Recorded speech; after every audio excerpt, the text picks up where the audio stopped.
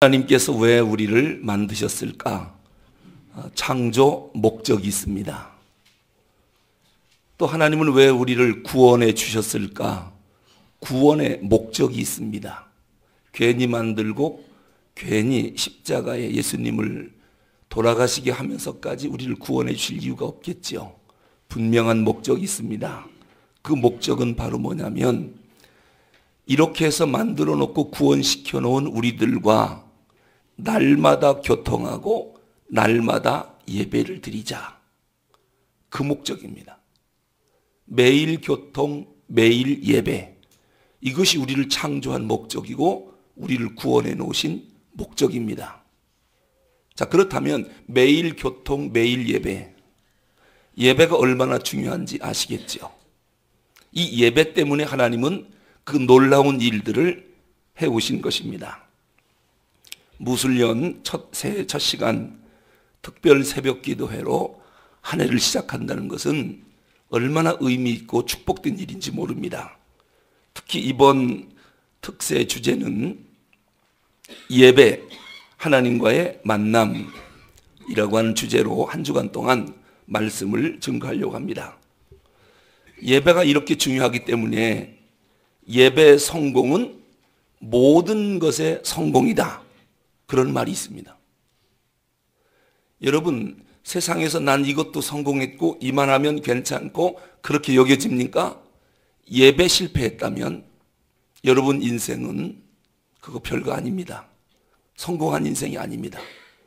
좀 부족하고 연약하더라도 나는 예배 성공한다 라고 한다면 여러분은 진짜 성공한 사람들입니다. 왜냐? 창조 목적, 구원의 목적에 합당한 사람들이기 때문입니다.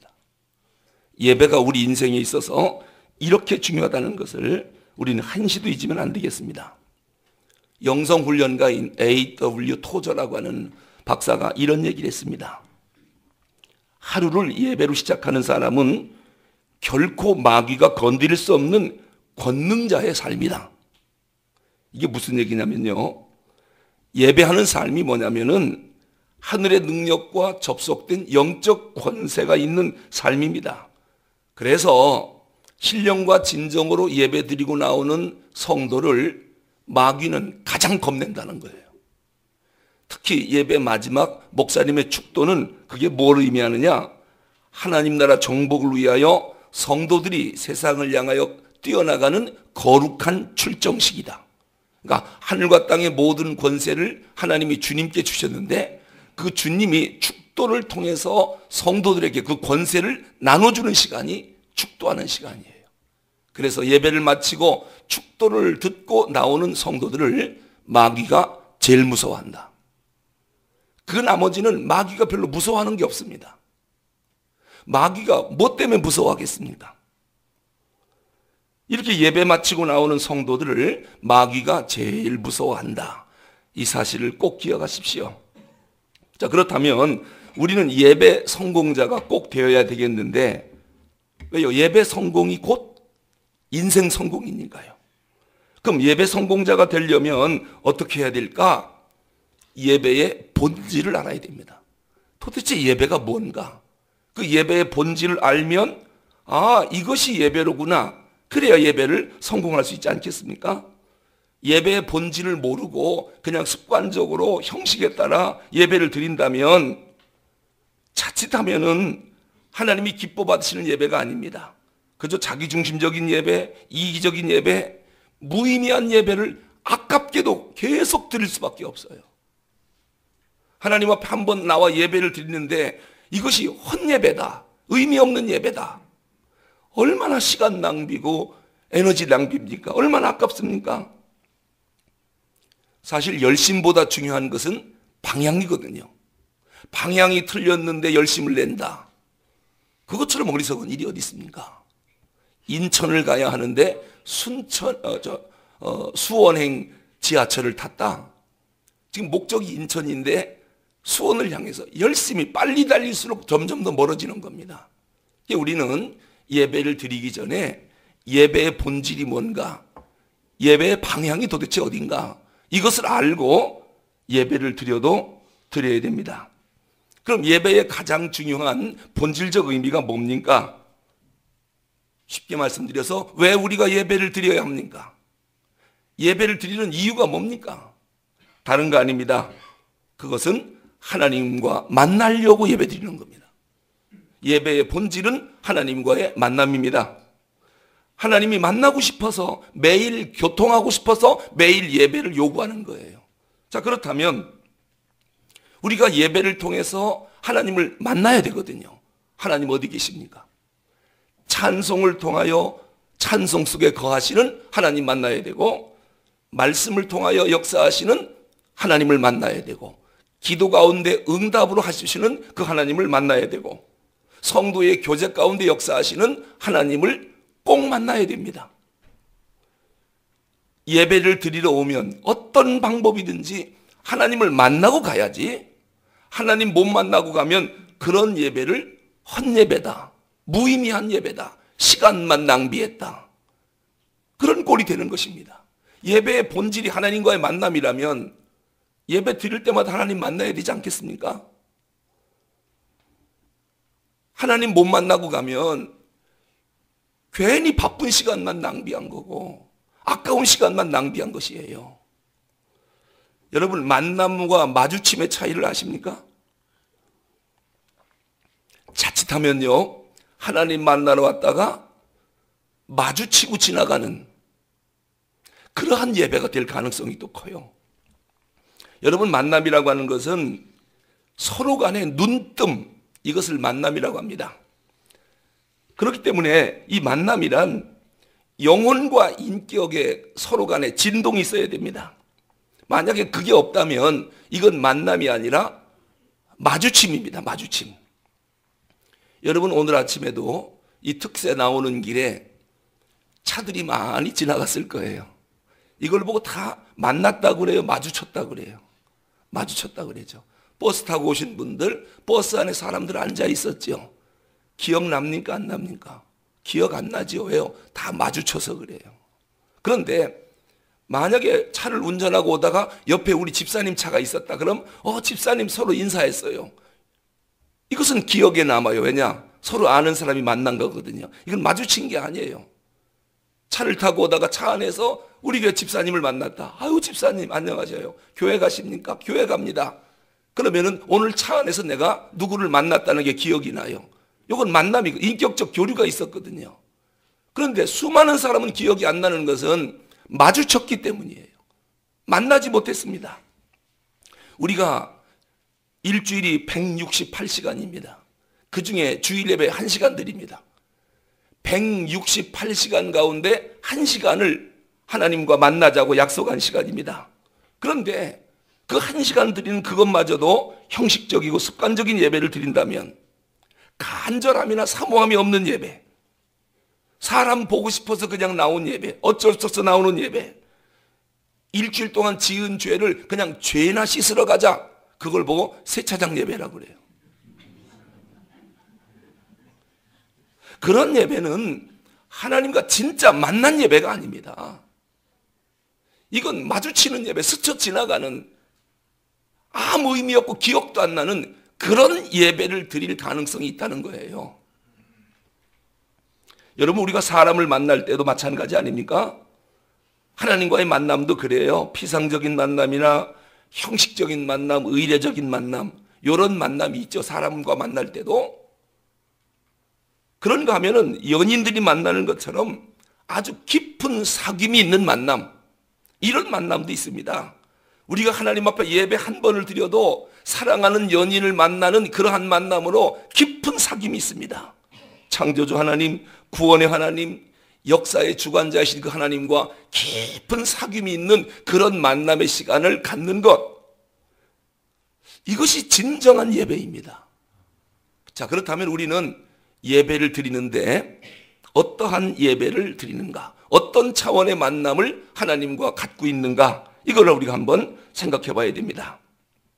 왜냐하면 하나님과의 만남의 차원이 어떤 차원이냐에 따라서 우리 인생의 행복의 질이 달라져요. 행복과 직결되기 때문에 이 만남은 상당히 중요한 것입니다. 자, 예배가 하나님과의 만남이라고 하면은 자, 그러면 그 만남의 주도권은 어디에 있습니까? 주도권은 누가 쥐고 있습니까? 여러분, 예배의 주도권이 누구에게 있다고 생각합니까? 이건 아주 중요한 문제입니다. 예배의 주도권이 누구에게 있느냐? 이것이 잘못되면 빗나간 예배를 드릴 수 있어요. 잘못된 예배를 드릴 수가 있습니다. 예배의 주도권, 하나님과 나와의 만남인데 이 만남의 주도권이 어디에 있느냐? 사람 편이 아니라 하나님 편에 있습니다. 예배의 주도권은 하나님께 있다라고 하는 것이죠. 왜냐? 죄인된 인간이 스스로 알아서 하나님을 만나러 간다. 이건 불가능한 일입니다. 왜요? 죄로 인하여 죽었던 너희를 그리스도께서 살리셨도다. 죽은 사람이 어떻게 하나님을 찾아 예배드린다고 나옵니까?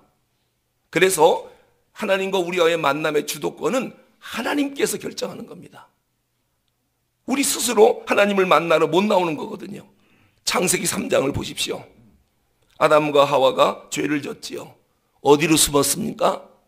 동산 나무 뒤에 나뭇잎으로 수치를 가리고 숨어 있었습니다.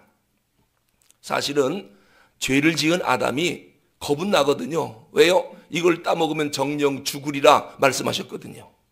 그러니 이제 죽음의 공포에 떨지 않겠습니까?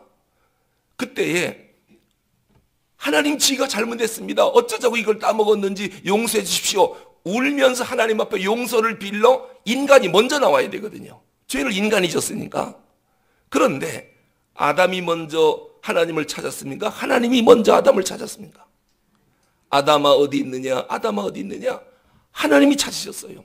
죄 지은 인간은 만남의 주도권을 지을 수가 없어요. 하나님께서 아담아 어디 있느냐? 아담이 지금 어디 숨어 있는지 장소를 몰라서 물은 게 아니라 지금 인간의 실존을 묻고 있는 겁니다. 네가 지금 왜 그 모양이 됐느냐? 왜 그런 형편에 빠져 있느냐? 어쩌다가 그랬느냐? 지금 하나님은 회개를 촉구하는 거거든요. 잘못했다고 빨리 용서를 빌으라는 거예요. 어디 있느냐? 어디 있느냐? 공포에 떨고 있는 아담, 회개할 줄 모르는 아담에게 하나님이 무슨 일을 했습니까? 창세기 3장 21절에 보니까 짐승을 잡아 피 흘리게 하고 가죽을 벗겨서 가죽옷을 만들어 아담의 수치를 덮어주셨습니다. 이것이 앞으로 죄 지은 인간들이 그 죄의 수치를 덮는 데 필요한 예수 그리스도의 십자가의 보혈 피를 상징하는 사건입니다. 하나님은 범죄한 아담을 먼저 찾아오셔서 가죽옷을 입혀주시고 부끄러움과 수치를 가려주시고 그리고 나서 너와 나랑 계속 만남을 갖자는 겁니다.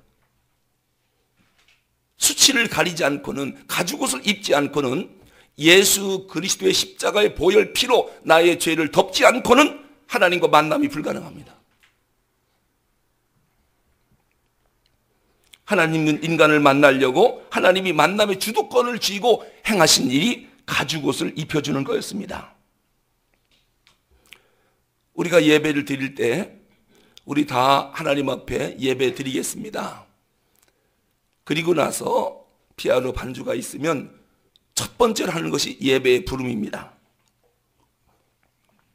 Call to worship인데 워십으로 부르는데 그때는 꼭 성경 구절이 낭독돼요. 성경 구절은 사람의 말입니까? 하나님의 말씀입니까?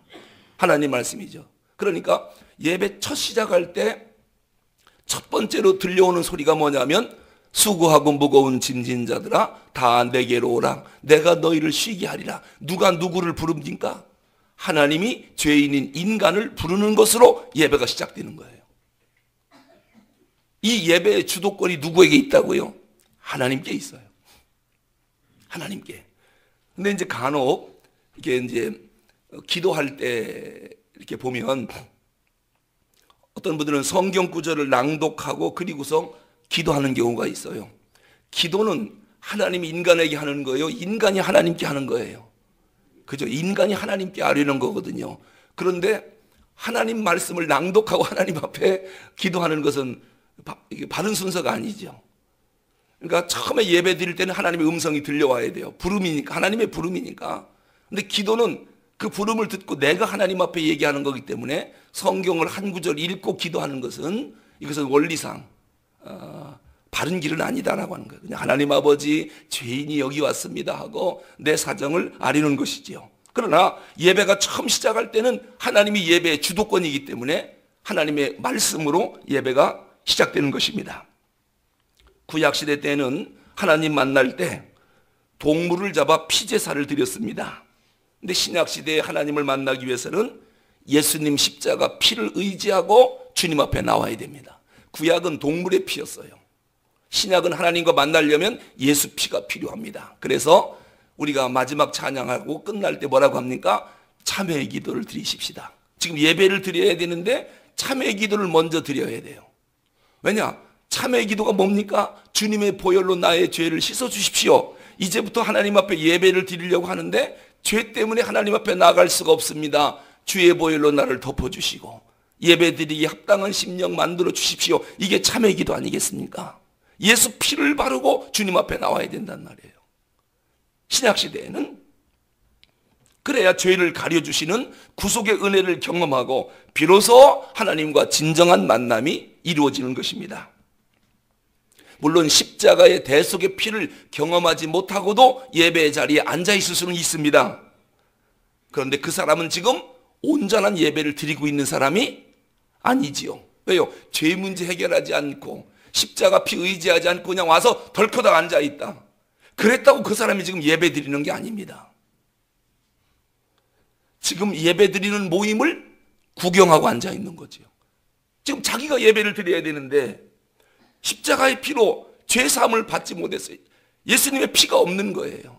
죄인이 감히 어떻게 하나님 앞에 나옵니까? 그런데도 그냥 덜썩 와서 1시간 앉아있는 겁니다. 이게 과연 진정한 예배일까요? 참회의 기도가 이렇게 중요한 것입니다. 우리가 하나님 앞에 예배 드리러 나왔는데 진정 예배를 드릴 거냐 아니면 구경만 하다 갈 거냐? 시골에서 어떤 할아버지가요, 아들네 집 서울 구경 왔습니다. 평생 시골서만 살다가 서울 나들이는 처음이에요. 얼마나 빌딩도 높고 거리가 화려한지. 그런데 아들이 며느리랑 직장이 맞벌이 하다 보니까 아버지를 좀 서울 구경을 시켜드리고 싶은데 시간을 못 내겠는 거예요. 아들이 한 번은 아버지 죄송합니다. 저희들이 바빠서 아버지랑 서울 구경도 못 시켜드리는데 오늘은 아버지 그냥 극장 구경이나 좀 하고 오십시오. 그리고 돈을 드렸습니다. 그랬더니 아 그래 알았다. 그리고 이제 돈을 들고 이제 극장 구경을 간 겁니다. 근데 갔는데 30분 만에 그냥 일찍 돌아온 거예요. 아들이 출근하려고 하다가 아버지 왜 벌써 들어오셨습니까? 그랬더니 야 서울 사람들 야근 줄 알았더니 어리석더라. 내가 극장 구경을 3바퀴나 돌면서 했다. 그런데 돈 달라고 안 하더라. 나 돈 벌어 갖고 왔다. 그리고 돈을 보여주면서 자랑하는 거예요. 그러면서 극장 구경 한번 참 잘했다 야. 지금 극장 구경 갔다 오라고 하는 그 말의 본질적 의미를 이 어르신이 모른 거예요. 여러분 하나님 앞에 예배하러 오지 않았습니까? 그런데 예배 속에 들어오지 못하고 야 오늘 구경 잘했다. 성가대 잘하더라. 아이고 기도도 잘하더라. 아이 목사님 설교도 잘하더라. 아 오늘 예배 한 번 잘 드렸다. 여러분 한 바퀴 구경하고 그냥 간다면 이 예배 속에서 하나님 못 만나고 간다면 이게 무슨 예배입니까? 우리가 이런 예배를 드릴 가능성이 상당히 많습니다. 여러분 우리가 간혹 어떤 성도님들 그래요. 나 오늘 예배 보러 간다. 예배 잠깐 보고 올게 기다려. 예배 보러 가자. 예배 보러 왔다. 여러분 이 표현은 사실 옳은 표현이 아닙니다. 예배는 보러 오는 겁니까? 예배하러 오는 겁니까? 하나님 앞에 예배하러 왔습니까? 아니면 예배를 보러 왔습니까? 예배하러 온 겁니다 우리가. 왜냐? 여러분 예배한다라고 할 때 예배 주체자는 물론 하나님 앞에 예배한다. 내가 하나님 앞에 예배를 드린다는 얘기거든요. 내가 지금 예배한다. 예배를 드린다. 이게 맞는 표현이지. 나 예배 보러 왔다. 사람들이 예배 드리는 것을 보러 왔다. 이것은 예배의 올바른 용어가 아닙니다. 예배를 하러 왔지 예배를 보러 온 게 아닙니다. 우리는 지금 박수를 치며 하나님을 찬양하고 소리 높여 그 성호를 찬양하고 하나님 앞에 기도하고 말씀을 듣고 이 모든 행위가 지금 내가 하나님을 경배하는 거예요. 예배하는 행위예요. 그런데 그냥 앉아서 예배 잘 드리고 있구나, 잘하고 있구나, 이것을 보러 온 게 아니거든요. 여러분, 예배 보러 간다 그렇게 하지 마세요. 나 하나님을 예배하러 간다. 예배하러 왔지 예배 보러 온 게 아니거든요. 이 단어 하나가 우리의 행동을 결정짓는 거예요. 그럼 예배한다라고 할 때 기도 시간에는 어떻게 할까요? 앞에서 대피 기도자가 기도하면 아멘, 아멘. 왜? 나도 지금 예배하고 있으니까 반응을 보이겠죠. 예배를 보러 온 사람은 기도 잘하네, 아 훌륭하네. 왜? 지금 예배를 들으러 없고 그냥 보러 왔으니까요. 찬양을 부를 때도 예배를 하러 온 사람은 막 같이 예배하겠죠. 찬양을 막 소리 높이 부르겠죠.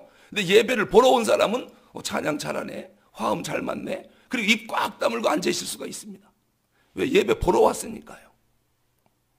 우리는 예배를 하러 온 겁니다.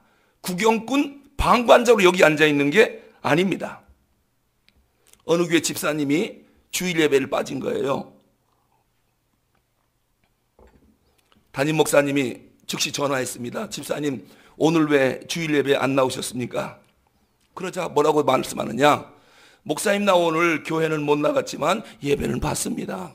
아니, 어느 교회 가서 어떻게 예배를 봤어요? 그랬더니 오늘 급한 일이 있어서 일 보러 나가야 되는데 그래도 좀 죄송해갖고 케이블 TV를 틀었더니 어느 교회 예배 실황이 중계방송되고 있었습니다. 그래서 그 목사님 설교하는 거 앉아서 보고 그리고 끝나자마자 지금 내가 일 보러 나왔습니다. 그러더래요. 여러분, 이 사람이야말로 예배 본 거예요. 자기가 예배를 드린 게 아니에요. 예배한 게 아니에요. 예배를 본 겁니다. 다른 교회 예배 드리는 것을 앉아갖고 구경한 겁니다. 자기가 예배자가 된 게 아니에요. 근데 우리는 그냥 TV 틀어놓고 앉아서 그냥 들으면은 나 지금 오늘 예배 드린다, 예배한다, 이렇게 생각하는데 예배는 그렇게 드리는 게 아닙니다. 예배는 인간과 예수님과의 만남입니다. 하나님과의 만남입니다. 교제입니다. 하나님의 구속의 행위에 대한 인간의 응답이 있어야 됩니다. 그래서 예배는 반드시 찬양이 있어야 되고 기도가 있어야 되고 헌신이 있어야 됩니다. 이게 빠지면 예배가 아닙니다. 예배를 하는 건데 앉아서 구경만 하고 있다, 이게 무슨 예배입니까? 하나님의 부름에 대한 응답을 보여야, 그리고 서로의 교제가 있어야 됩니다. 만남이 있어야 됩니다. 그런 의미에서 예배를 구경꾼처럼 구경한다, 이런 생각은 절대로 가지면 안 됩니다. 오늘 목사님 설교를 어떻게 잘하시는가 보자, 오늘 찬양도 얼마나 잘하는가 보자, 이런 마음으로 예배 나온다면 이게 예배가 아닙니다. 하나님을 만홀히 여기는 사람, 우리 만나자고 불렀는데 딴짓하고 혼자 앉아 있으니까 하나님을 만홀히 여기는 사람이 아니겠습니까? 예배가 뭔지 모르기 때문에 그런 생각을 하는 것입니다. 자, 그렇다면 우리가 하나님을 예배한다라고 할 때 우리가 이걸 한번 생각해 보겠습니다. 이 강단과 성도님들이 앉아있는 청중석과 어디가 무대일까요? 어디가 무대일까요? 어디가 관객석일까요? 예배를 드릴 때, 하나님 앞에 예배할 때 어디가 무대이고 어디가 관객석일까요? 자, 성도들이 예배하는 것을 누가 받습니까? 하나님이 받아요. 그럼 예배하는 행위가, 예배하는 사람들이 거기가 무대가 되겠죠. 그리고 하나님이 받으시니까, 하나님이 앉아서 예배 받으니까 거기가 관객석이 되겠죠. 그런데 우리는 착각을 해요. 앉아있는 거기가 관객석이고 목사님 서 계신 여기가 무대인 줄 알아요. 그러다 보니까 모두 앉아있고 하나님이 혼자 여러분 예배 받으라고 하는 것 같아요. 아닙니다. 여러분이 앉아있는 그 자리가 무대예요. 무대. 예배하러 오셨기 때문에 하셔야 돼요. 하나님은 여기서 여러분이 예배하는 것을 그래 고맙다 감사하다 하고 지금 기쁨으로 받고 있는 거거든요.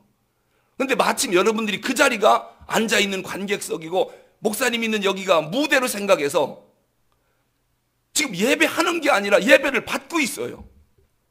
하나님의 자리를 빼앗고 있어요. 하나님이 앉아야 할 자리, 예배 받는 자리에 내가 앉아 있다면 이게 말이 안 되지요.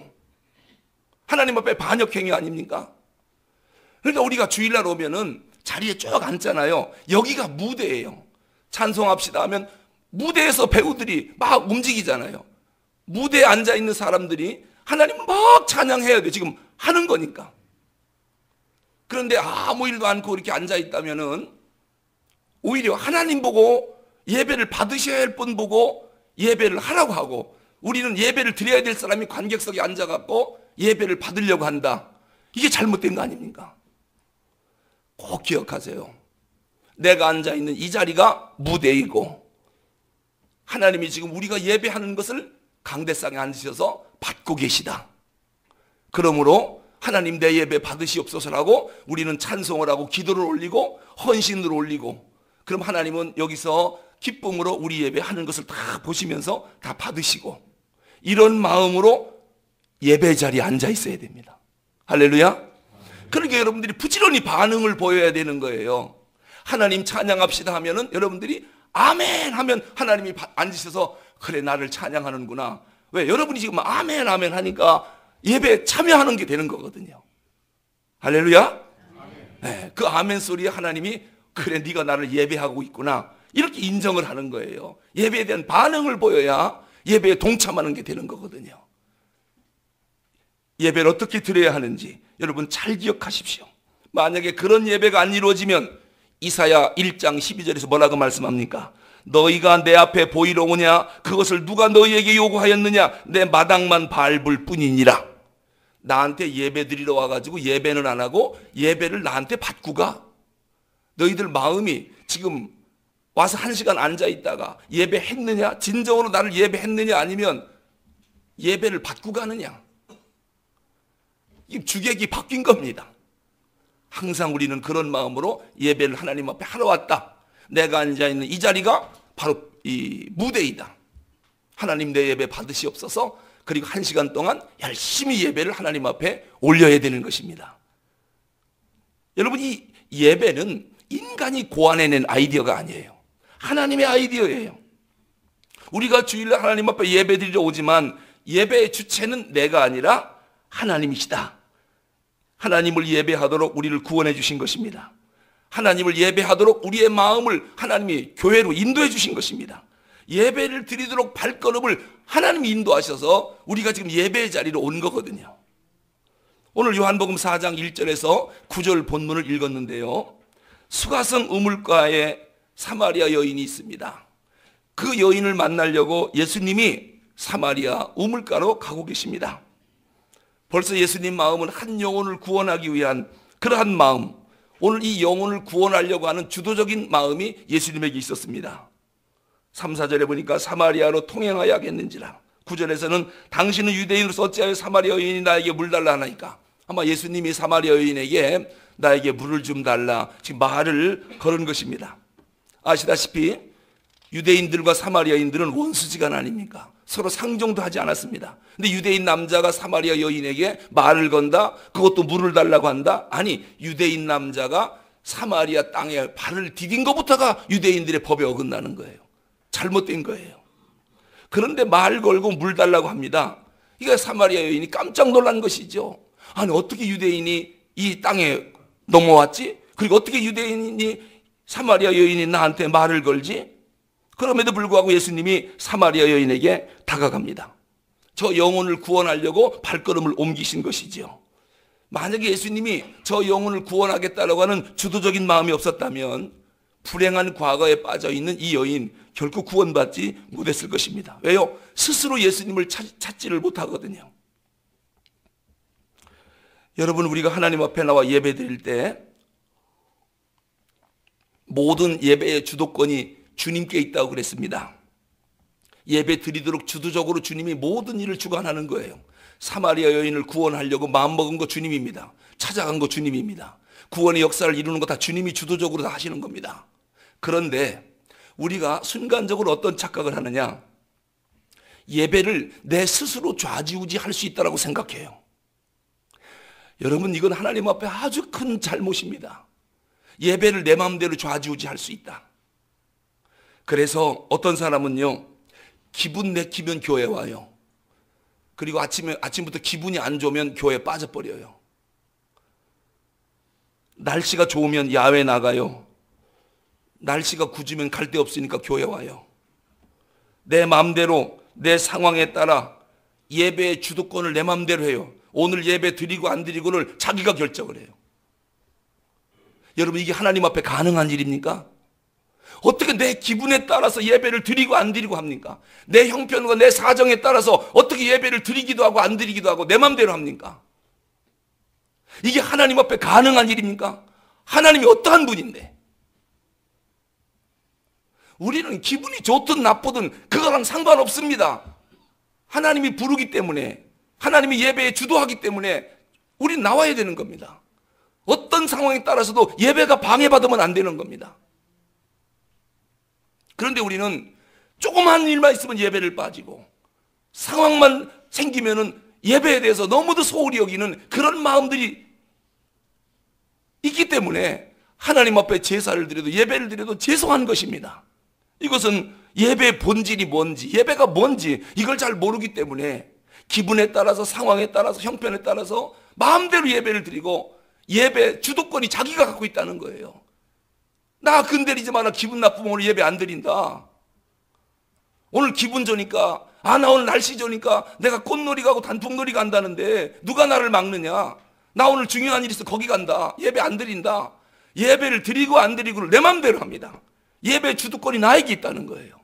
이것이 하나님 앞에 얼마나 불선한 행위인지 우리가 꼭 기억해야 합니다.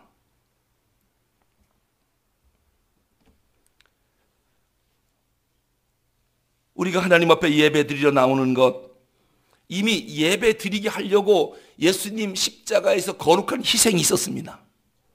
우리 예배 드리게 하려고, 하나님과 다시 만나게 하려고 예수님이 십자가에서 거룩한 피를 흘리고 희생을 했단 말입니다. 십자가 때문에 하나님과 막힌 담이 허물어졌고, 십자가 때문에 우리가 마음 놓고 하나님 앞에 나와서 예배를 드릴 수 있는 특권을 얻게 된 것입니다. 그런데 그 예배를 내가 내 마음대로 드린다. 그러면 예수님의 십자가를 우습게 여기는 것입니다. 예수님의 희생을 안중에도 두지 않는 것입니다. 더 나아가서 우리가 주일날 안식의 축복을 누리다가 언젠가는 안식의 나라로 들어간다라고 하는 약속이 예배 속에 있습니다. 여러분, 주일 예배 드릴 때 물론 하나님과 날마다 만남이 이루어지지만 궁극적으로는 영원한 안식의 나라로 들어가는 예행 연습을 주일마다 하는 겁니다. 여러분, 결국 우리는 어디를 가는 사람들이냐? 하나님 나라 가는 사람들 아닙니까? 여러분, 하나님 나라 가려면 몇 년이나 남은 것 같습니까?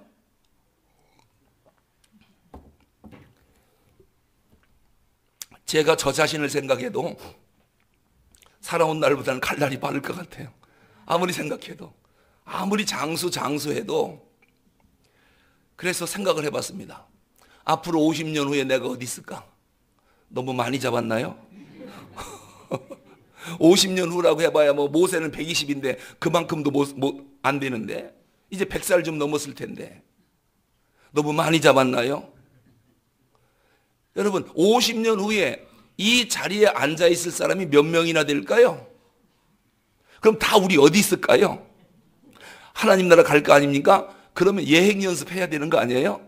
영원한 안식의 나라로 들어가는 예행 연습을 주일마다 하는 거예요. 거기에 약속이 있거든요. 안식일 날 교회 왔느냐? 그러면 안식의 나라로 내가 너희를 인도할 거다. 약속이 그 속에 들어있어요. 그러니까 주일날 오고 안 오고는 이거는 보통 심각한 문제가 아닙니다. 안식의 나라로 들어가는 예행 연습에 빠진 거예요. 예행 연습 안 드리는 거예요. 그러고도 안식의 나라는 들어가려고 하는 거예요. 이게 말이 됩니까? 그러니까 이 교회는 천국과는 영적인 공항 대합실이에요. 얼마나 소중한 곳인지 아시겠죠? 그래서 히브리서 기자가 성도들이 예배드리러 나오는 그 모습을 아주 감격적으로 표현을 해요. 히브리서 10장 19절 20절에 보면 이런 말씀합니다. 그러므로 형제들아, 우리가 예수의 피를 힘입어 성수에 들어갈 담력을 얻었나니 그 길은 우리를 위하여 휘장 가운데로 열어놓으신 새롭고 산 길이요 휘장은 곧 저의 육체니라. 예수님 십자가 보혈의 공로로 하나님 앞에 나아갈 수 있는 자리를 열어놓으셨다는 겁니다. 이 예배 자리에 나와서 사죄의 은총을 덧입고 하나님의 은혜와 축복을 덧입는 자리라고 하는 거예요. 예수님의 거룩한 희생으로 이 모든 게 이루어졌다는 것입니다. 그 은혜에 대한 우리의 태도가 어떠해야 되느냐, 이걸 지금 묻고 있는 거예요. 다시 한번 부탁드립니다. 하나님께 예배드리는 우리가 이 예배를 세상 어떤 모임보다도 밀리게 하면 안 돼요.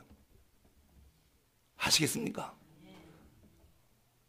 저희 어머니가 돌아가셨을 때요, 월요일 날 이제 발인식을 하는데 주일날 새벽에 이제 또 새벽기도 가야 되잖아요.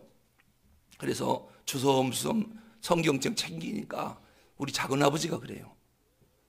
아니 어디 가려고 상주가? 제가 외아들이니까 혼자 늘 어머니를 지켜라고 옆에 앉아 있었는데, 아니 상주가 자리 뜨고 어디 가려고 하느냐고 물어봐요. 그래서 나 지금 교회 가야 됩니다. 그랬더니 아이고 오늘은 안 가도 되지. 오늘은 안 가도 되지. 하나님도 그런 건 다 이해하시지. 그래 제가 그랬습니다. 작은 아버지, 뭔 말씀을 그렇게 하십니까? 비키십시오.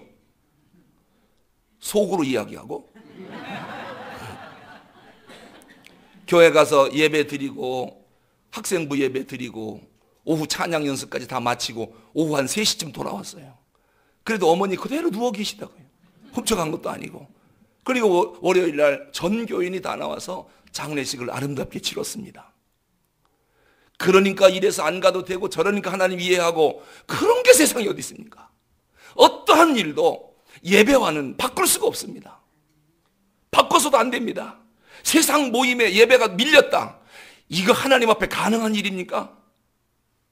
신앙인들이 주일날 골프를 치러 간다, 등산 간다, 낚시 간다, 사냥 간다, 뭐하러 간다 이러면서 주일 예배를 좀 한 번쯤 1년 52주인데 뭐 한두 번 빠지는 거예요. 어때?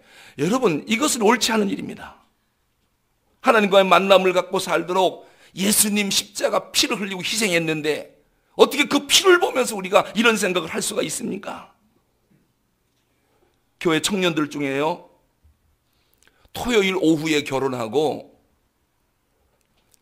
아니 주일날 보니까 교회 나온 거요, 신혼여행 안 가고, 그리고 자기 주일학교 부서에서 모든 봉사 다 하고 주일날 저녁 때 비행기표를 끊었더라고요. 그래서 아니 어떻게 어제 결혼하고, 그랬더니 하는 말씀이 뭐냐, 이건 말씀이죠, 말이 아니라, 내가 주일학교 봉사를 맡았는데 주일날 예배 안 드리고 또 이 봉사를 빼먹고 어떻게 내가 신혼여행을 갈 수 있습니까? 이거 다 마치고 가도 늦지 않지 않습니까? 그래서 네가 목사해라 그랬어요. 얼마나 아름답습니까? 그런 가면 어떤 사람들은 뭐 결혼했으니까 하루 빠져도 괜찮겠지 하고 그냥 토요일날 결혼하고 주랭랑 치고 신혼여행 가는 청년들도 있어요. 저 뒤에 청년들 앉아 있는데 이제 내가 볼 거예요. 청년들 평생 아내랑 같이 살 건데 예배까지 빼먹고 신혼여행이 예배보다 앞설 수는 없잖아요. 이게 예배에 대한 생각을 올바로 갖고 있는 사람들의 그러한 마음입니다. 예배를 내 인생의 액세서리 정도로 생각해요. 걸어도 되고 말아도 되고. 우리는 절대로 예배를 그렇게 생각하면서 하나님 복을 주십시오, 그 복이 그렇게 오는 겁니까? 구약시대 인물 가운데 하나님을 예배하는 것을 최고의 기쁨으로 여겼던 사람이 나오는데 그게 누구냐면 다윗입니다. 하나님이 다윗을 보고 너는 내 마음에 합한 자다 그랬습니다. 왜 합한 자라고 이렇게 평가를 받았을까요? 시편 27편 4절에 보니까 다윗이 이런 고백을 해요. 하나님 마음에 쏙 들었어요. 내가 여호와께 청하였던 한 가지 일 곧 그것을 구하리니 곧 나로 내 생전에 여호와의 집에 거하여 여호와의 아름다움을 앙망하며 그 전에서 사모하게 하는 것이라. 다윗은요, 생명을 해하는 사람에게 쫓겨다니면서도 하나님 앞에 예배를 놓치지 않았어요. 심지어는 시편 84편 10절에서 다윗이 뭐라고 말하느냐, 주의 궁정에서의 한 날이 다른 곳에서 첫날보다 나은 즉 악인의 장막의 거함보다 내 하나님의 집 문지기로 있는 것이 좋사오니. 여러분 물어보겠습니다. 교회 와서 하루 있는 거 하고 여러분 집에서 첫날 있는 거 하고 뭐가 더 좋습니까? 교회라고 대답하세요. 네, 교회라고. 다윗은 백향목 왕궁이요, 얼마나 화려하게 잘 지었는지 몰라요. 하나님의 집은 뭡니까? 천막입니다. 천막. 얼마나 환경이 나빠요. 자기 집 그 백향목으로 지은 왕궁, 산의 진미가 놓인 왕궁, 거기서 첫날 사는 것보다 내 하나님의 집 천막에 문지기로 사는 것이 나에겐 더 행복하다고 얘기했어요. 그러니 하나님이 그러한 다윗을 볼 때 내 마음에 쏙 든다. 내 마음에 합한 자다, 합한 자다. 그러한 다윗을 복 안 줄 리가 없지요. 그래서 아브라함과 다윗의 자손 예수 그리스도의 세계라. 예수 세계, 기독교 명문 가문은 그런 사람에게 하나님이 주어지는 겁니다.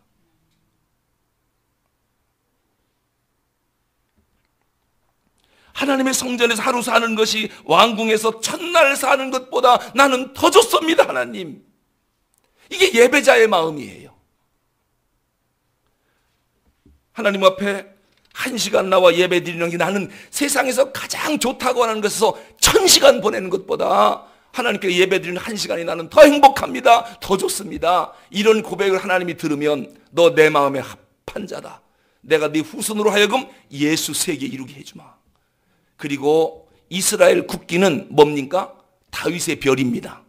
우리나라 국기는 가운데 태극이 있죠, 태극. 그런데 이스라엘은 그 가운데다가 다윗을 그려놨어요. 얼마나 다윗이 하나님 마음에 합한 자면 국기에 다윗의 얼굴을 그려놓겠습니까? 여러분, 하나님이 차영근 목사를 얼마나 이뻐하면 대한민국 국기 태극 빼고 차영근 사진 넣으라 거기다가. 그래서 사진 태극기를 흔들면은 거기에 내 얼굴이 있어요. 내 얼굴. 얼마나 하나님이 기뻐하는 사람이면 태극기, 국기를 그렇게 만들었겠습니까? 그만큼 다윗은 하나님께 예배하는 것을 행복하게 여기고 소중하게 여긴 것입니다. 성도 여러분, 우리가 예배를 잘 드리면 하나님이 우리를 지켜줍니다. 안식일이 이스라엘을 지켰느냐, 이스라엘이 안식일을 지켰느냐, 그런 질문이 있어요. 답은 안식일이 이스라엘을 지켰다는 거예요. 2000년이 지나면요, 나라 잃은 지 아니에요. 보통 나라 잃은 지 50년 지나면 그 나라 없어진답니다. 우리나라는 36년 만에 해방됐지요. 조금만 더 있었으면 대한민국은 역사 속에 없어질 뻔했어요. 50년 지나면은 없어진답니다. 근데 유대인들은 2000년이 지났는데도 안 없어졌어요. 어떻게 안 없어졌죠? 안식일이 그 민족을 지켰다는 거예요. 그들은 흩어져 있으면서도, 전 세계 디아스포라로 흩어져 있으면서도 어디를 가든지 하나님 앞에 예배를 드리는 이 예배를 놓치지 않은 거예요. 하나님이 그 안식일을 보고 나라를 다시 회복시켜 지금 전 세계 유대인들이 얼마나 큰 영향력을 미치고 있습니까? 하나님이 반드시 이렇게 복을 주겠다는 거예요. 예배가 여러분을 살립니다. 예배가 여러분을 지킵니다. 여러분이 예배 지키는 게 아니에요. 예배에 성공하면 하나님이 반드시 여러분의 자자손손 책임지고 지켜주실 것입니다. 예배, 하나님과의 만남입니다. 기도하겠습니다.